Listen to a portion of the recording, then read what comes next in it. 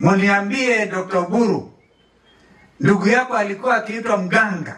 Hiyo ni common vision. Na UDA walisema yule mtu wa vitendawili. Hiyo ni common vision. Mnakumbuka, unajua Kenya Mungu ametupatia kipawa cha ajabu kukumbuka tu. Ni kama ile Raila anaita ngiri. Ngiri unaichapa hapa, kifika pale imesahau.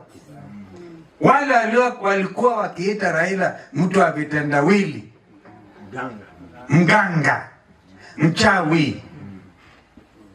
Hawa wana common vision kweli? Kwa hivyo they want to discuss, and the last time I checked, ingawaje DAP walikuwa wamepeana resolution na kutoka Azimio, Wiper Patriotic Front, we didn't do it. Yes. Because we knew kwamba tumekuwa na Raila miaka 15.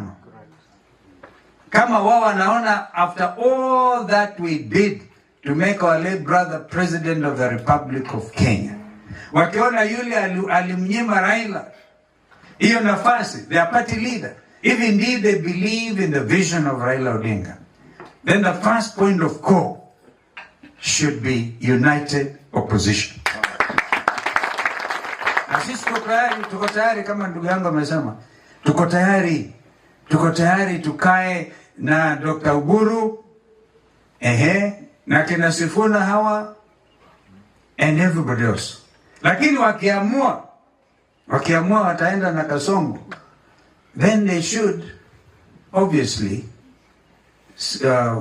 agree unanimously they don't believe in the vision and the purpose of their fallen leader. Simple as that.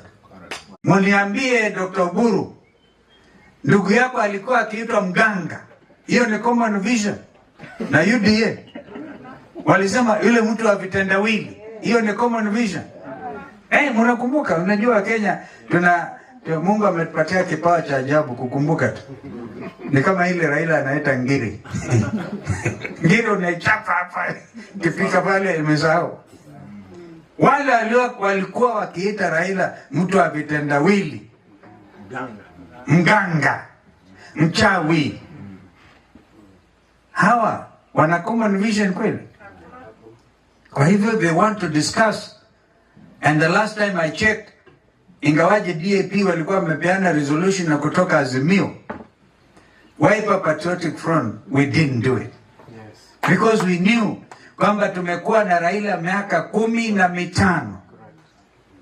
Kama wao wanaona after all that we did to make our late brother president of the Republic